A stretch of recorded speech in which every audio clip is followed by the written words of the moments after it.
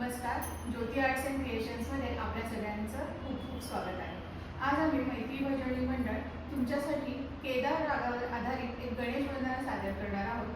त्या गणेश वंदनेचे बोल आहे, श्री गणेश शंकर सुत गौरी वंदना.